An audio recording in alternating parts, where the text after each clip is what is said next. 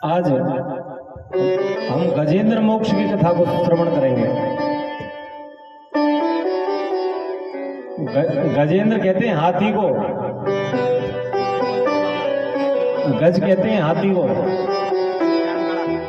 हाथियों का जो राजा है उसका नाम गजेंद्र है। इंद्र की जो आसन पर बैठ जाता है उसको राजा कहते हैं।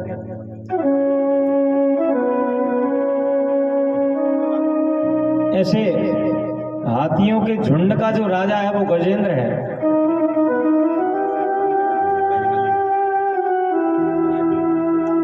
अच्छा, परमात्मा ने हाथी को ऐसा क्यों बनाया? सब लोगों ने हाथी के दर्शन किए होंगे। परमात्मा को इतने बड़े कान लगाने की आवश्यकता क्या पड़ गई हाथी के लिए? हमारे जैसे छोटे कान भी तो लगा सकता था। हमारे जैसा छोटा पेट भी तो लगा सकता था। परमात्मा को क्या आवश्यकता पड़ गई इतने बड़े कान लगाने की, इतना बड़ा हाथी को पेट लगाने की?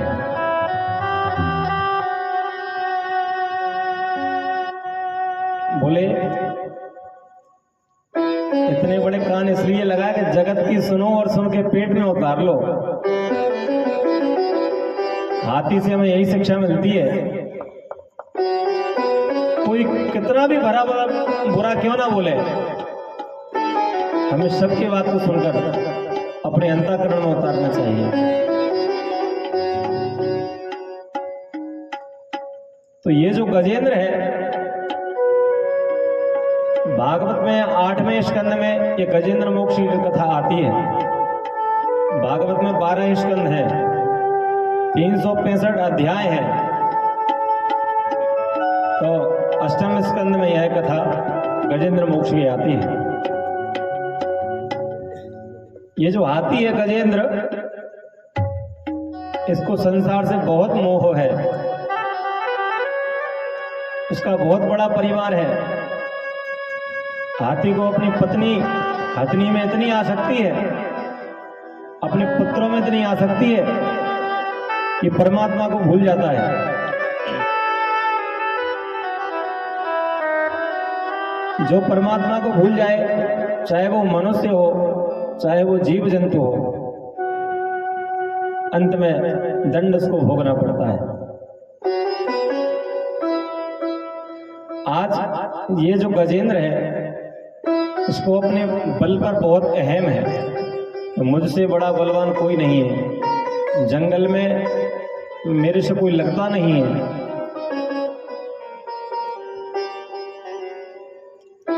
आज क्या हुआ? जंगल में हाथी को प्यास लगी। हाथी को जब प्यास लगी तो जल पीने एक सरोवर के किनारे आया। जैसे ही सरोवर में इसने अपना कदम रखा तो उस सरोवर में एक मगरमच्छ था।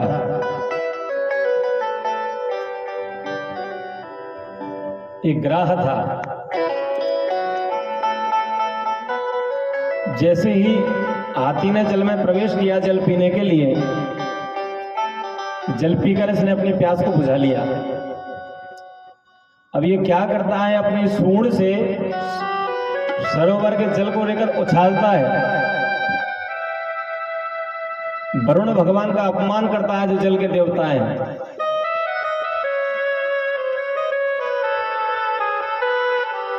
हम भी यदि कभी किसी नदी में स्नान करने जाएं, किसी सरोवर में स्नान करने जाएं, तो हमें जल के साथ कभी क्रीड़ा नहीं करना चाहिए।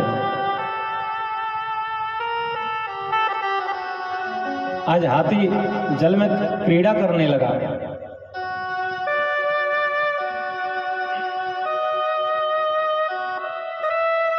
जब जल में मगरमच्छ आया, ग्राह आया, संस्कृत में मगरमच्छ को ग्राह बोलते हैं, ग्राह। जब एक ग्राह सरोवर में आया,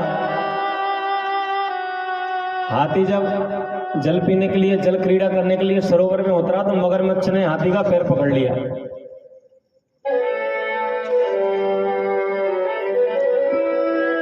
जब उसने हाथी का पैर पकड़ा तो ग्राहा हाथी को जल में खींचने लगा अंदर। जब ये मगरमच्छ हाथी को अंदर जल में खींचने लगा तो यह हाथी अपनी पत्नी को पुकारने लगा, बोले आओ मुझे बचाओ। पत्नी आ गई।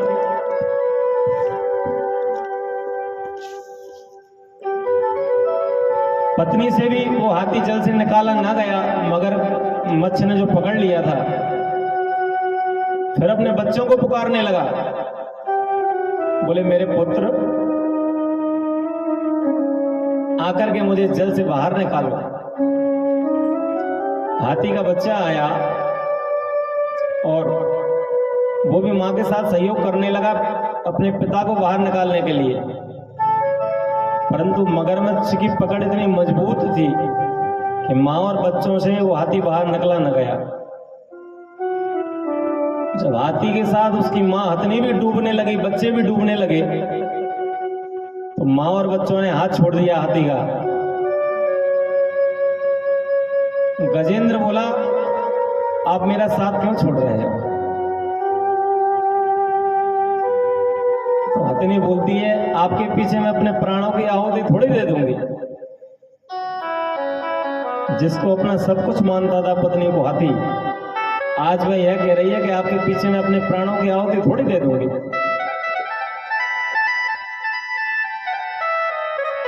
ऐसा ही हाथी का बच्चा करने लगा। जैसे ही डूबने लगा तो अपने पिताजी को छोड़ दिया उसने।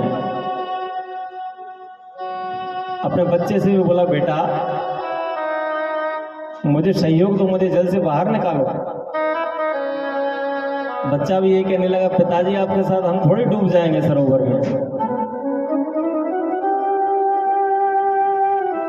तब इसे संसार से विरक्ति हो गई। संसार में कोई किसी का नहीं है। जितने झूठे नाते बनाते हैं, पिता माता बच्चा काका मौसी, कोई किसी का नहीं होता मेरे भक्तों। कोई किसी का सहयोग नहीं देता।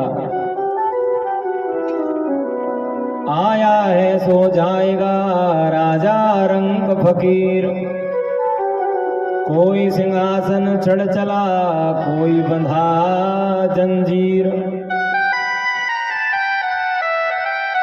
जो इस जगत में आया है उसको जाना निश्चित है। आज नहीं तो कल 7 दिन के अंदर शव की मृत्यु होना है। 7 दिन के अंदर सबको मारा जाना है। हम और आपकी मृत्यु भी 7 दिन के अंदर ही होगी। आप कहोगे पंडित जी कैसी बेहूदी बातें कर रहे हो आप? हम सही बोल रहे हैं। 7 दिन के अंदर हम और आपको भी इस जगत को छोड़ करके जाना है। रविवार, सोमवार, मंगलवार, बुधवार, गुरुवार, शुक्रवार, शनिवार, ये 7 बार होते हैं। इन्हीं 7 बारों में हमको भी जाना है। पति पत्नी जब गजेंद्र को छोड़ करके जाने लगे तो गजेंद्र को आज संसार से विरक्ति हो गई कि कोई किसी का नहीं है। जिनको हम अपनी पत्नी मानते थे आज उसने भी हमारा साथ छोड़ दिया। जिसको पुत्र मानते थे आज वो भी हमें अधर में छोड़ करके जा रहा है। तब गजेंद्र क्या करता है? परमात्मा को पुकारता है। ओम नमो भगवते तस्मै यदेतच्चिदात्मकं पुरुषायादिबीजाय परेशाय धीमहि।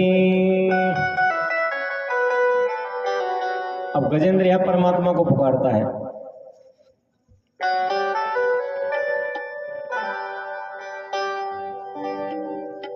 जब परमात्मा को पुकारने लगता है तो किसी भगवान का नाम नहीं लेता अपनी स्तुति में कि किसी एक को बुलाऊंगा तो वही आएगा, हो सकता आने में देरी भी कर दे। फिर दूसरे श्लोक में कहता है एवं गजेन्द्रमुपवर्णित नरविशेषम् ब्रह्मादयो विविधलिङ्गविदाभिमानः नैते यदोपसरेन्द्रपूर्णखिलात्मकत्वात् तत्राखिलामरमयो हरिराविराशी। गजेंद्र क्या करता है, किसी परमात्मा का नाम नहीं लेता अपनी स्तुति में। यदि किसी परमात्मा का नाम लूंगा हो सकता आने में देरी भी कर दे, तो ब्रह्मा विष्णु महेश इंद्र सब देख रहे हैं कि ये किसी का नाम ले तब हम जाएं, इसे बिना नाम के कौन पहुंच जाए। आप थाली परोस करके रख दें, किसी का नाम नहीं लें तो कौन खाने आ जाएगा। थाली परोस के कहते हैं बेटा राम आओ खाना खा जाओ, तभी तो राम आएगा। बिना नाम के कोई कैसे आ जाए।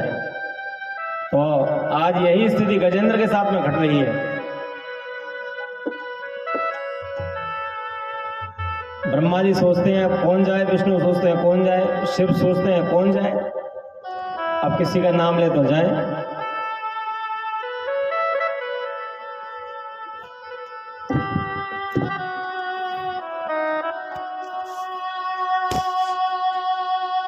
तब विष्णु भगवान ने सोचा यदि कोई नहीं जाता है तो मुझे ही जाना पड़ेगा। सारा डिपार्टमेंट मेरे ही पास है, जगत का पालन पोषण करना मेरे ही मंत्रालय में आता है।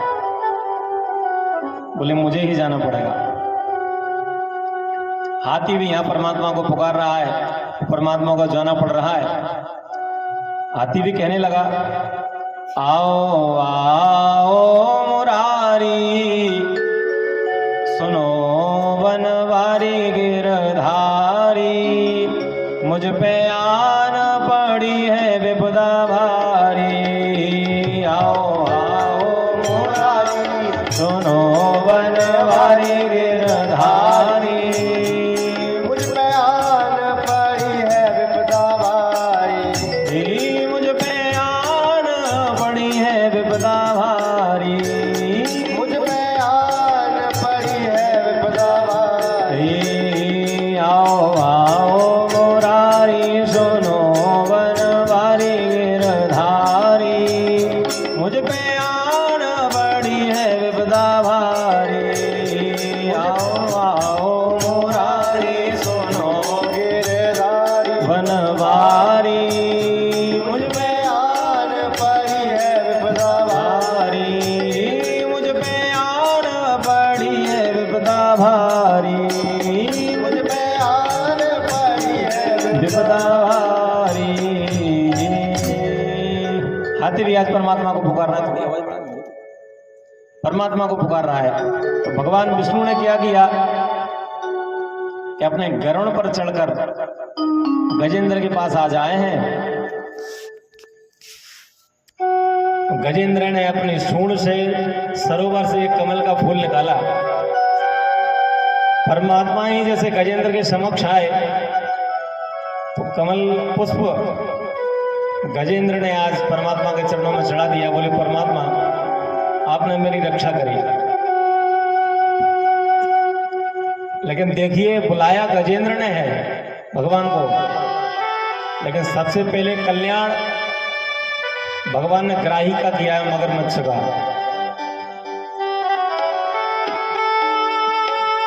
परमात्मा को गजेंद्र ने बुलाया, लेकिन मोक्ष किसका किया है?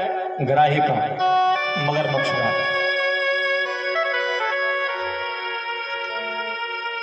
इस ज्ञानी श्रोता ने कहा परमात्मा ने ऐसा क्यों किया? गजेंद्र ने बुलाया था तो गजेंद्र का उद्धार पहले करना था परमात्मा को, ऐसा क्यों किया?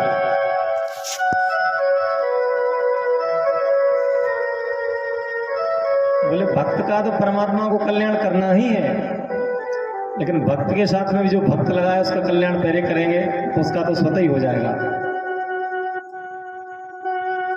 इसलिए राम जी को पूजो न पूजो, हनुमान जी को पूज लेना तो राम जी तो वैसे ही तुम्हारा काम कर देंगे। राम लखन सुनवे को रसिया, राम लखन सीता मन बसिया। राम जी की कथा हनुमान जी बैठकर सुनते हैं, और हनुमान जी को यदि मना लोगे तो राम जी को आना पड़ेगा, लक्ष्मण जी को आना पड़ेगा, भरत जी को आना पड़ेगा, शत्रुघ्न जी को आना पड़ेगा, माँ सीता को भी साथ में आना पड़ेगा। एक ही साधे सब सदे, सब साधे सद जाए। हनुमान जी को साध लोगे तो सबको आना पड़ेगा, नहीं तो एक एक को सबको अलग अलग से बुलाना पड़ेगा।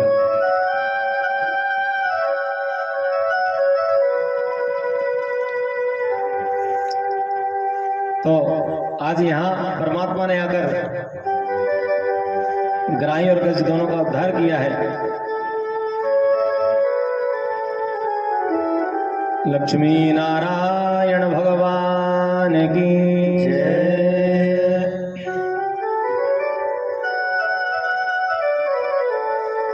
देखिए, एक बहुत अच्छा प्रसंग याद आता है।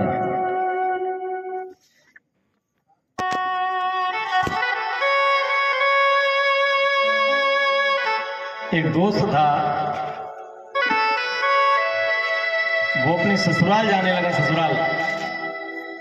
ससुराल सबको प्यारी होती है। भैया बंधुओं को ज्यादा प्यारी होती है अपनी ससुराल। सास खातिरदारी अच्छे से करती है।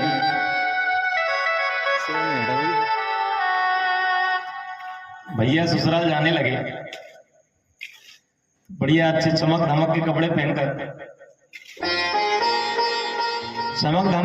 पहनकर जैसे घर से निकले तो उनके दोस्त ने पूछा, भैया आज सज धज कर कहां जा रहे हो? तो बोलने लगे, अपने ससुराल जा रहे हैं। चलो तुम भी चलो। अरे बोले, अब एकदम कह रहे हो, एकदम हम कैसे चलें? कपड़े भी हमारे तैयार नहीं है। तो बोले, कपड़े हमारे पहन लेना, चलो। बोले ठीक है चलो। तो भैया ने अपने कपड़े दे दिए उनको और उनकी ससुराल पहुंच गए। जब उनके ससुराल पहुंचे तो पड़ोसी के यहाँ जाकर के बैठे। पड़ोसी का बच्चा बोला, बोले जीजाजी बहुत दिन में आए हो? बोले हाँ, काफी समय बाद आए। बोले भैया कौन है साथ में तुम्हारे? बोले हमारे बहुत अच्छे मित्र हैं। हम जब घर से चलने लगे तो हमने कहा भैया तुम भी चलो। तो ये बोले कपड़े नहीं है तो हमारे कपड़े पहने हैं। तो वो बहुत गुस्सा आया उसको। बोले यहाँ आके हमारी बेइज्जती कर रहे हो? वो कपड़ों के थोड़ी पूछ रहे हो, तो ये पूछ रहे हैं ये कौन है, ये बता दो फलाने मित्र हैं अच्छे हैं, या तुम कपड़ों की क्यों कह रहे हो उनसे? दोस्त बोला गलती हो गई, आगे से नहीं कहेंगे। अब 4 घर छोड़कर फिर दूसरे के यहाँ बैठने गए। बोले भैया राम राम, बहुत दिन में आए हो? बोले हाँ, क्या करें, काम बहुत रहता है, काफी दिन में आना हो पाया हमारा। बोले भैया जी कौन है साथ में आपके? बोले हमारे बहुत अच्छे मित्र हैं। हमने बोला हमारे एक बार बोलने पर हमारे साथ में चले आए। बोले कपड़े बोले सही बच्चों हो गए। बोले अभी फिर कहेगा ये कुछ ना कुछ। बोले कपड़े का क्या कह रहे हो? बोले कपड़ों का ये कह रहे हैं कि अपने कपड़े पहन के आए हैं हमारे साथ में। तो बोला कपड़े अब तो सब अपने पहन के आते ही है। तो और ज्यादा खींच गया कि जहां जा रहे हैं ये कह रहे हैं कि मैंने कपड़े दिए हैं अपने। तीसरी जगह फिर बैठने चले गए। तो बोले जीजाजी बहुत दिन में आए हो? बोले हाँ। बोले भैया कौन है साथ में? बोले हमारे बहुत अच्छे मित्र हैं और हमसे बहुत प्रेम करते हैं। हमसे पूछे कहाँ जा रहे हो? तो हमने कहा अपने ससुराल जा रहे हैं। तो हमने कहा हम भी चलो। तो हमारे एक बार कहने पर वो साथ में चले आए। लेकिन सुनो, इनके कपड़ों की मत पूछना हमारे बारे में। तीसरे जगह भी उन्होंने यही बोला। तो बोले तुम्हें यहाँ लाना था कि बेइज्जती कराना था हमारी? यही संसार है साहब, दूसरों के चक्कर में लगा रहता है, कुछ ना कुछ अपना उल्लू सीधा करने में। परमात्मा के भजन ही हमारे जीवन का सार है। आए यहाँ एक भजन श्रवण करेंगे, उसके बाद बड़ी मंगलमय सुदामा और कृष्ण के चरित्र की कथा को श्रवण करेंगे।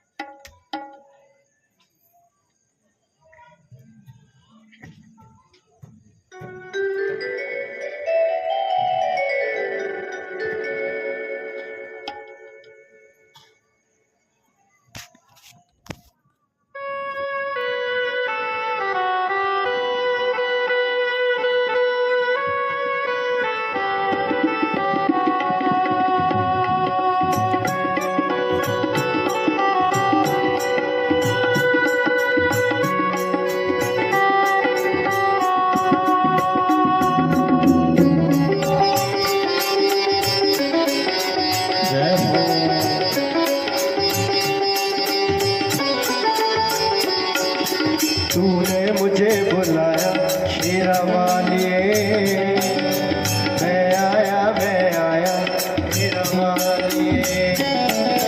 तूने मुझे बुलाया शेरा वालिए, मैं आया शेरा वालिए। जोता वालिए शेरा वालिए, जोता वालिए शेरा वालिए,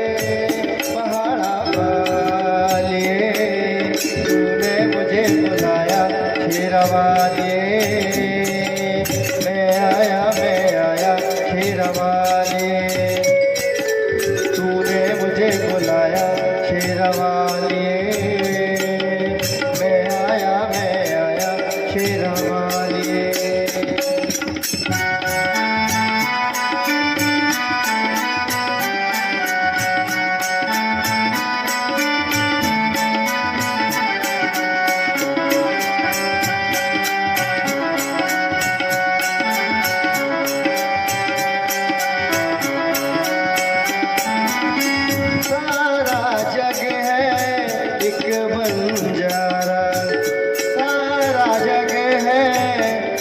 बंजारा सबकी मंजिल तेरा द्वारा, ऊंचे पर्वत लंबा रास्ता, ऊंचे पर्वत लंबा रास्ता, पर मैं रह ना पाया शेरा वालिए।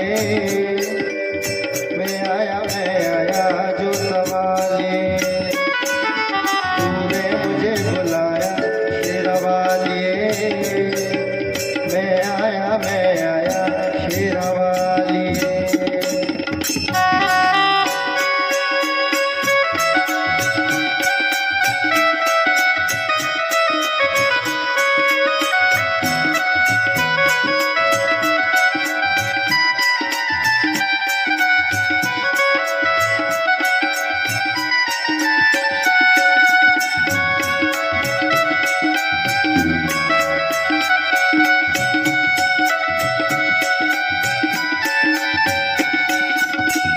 तूने मन में जल गई बाती, तूने मन में जल गई बाती, तेरे पथ में मिल गए साथी।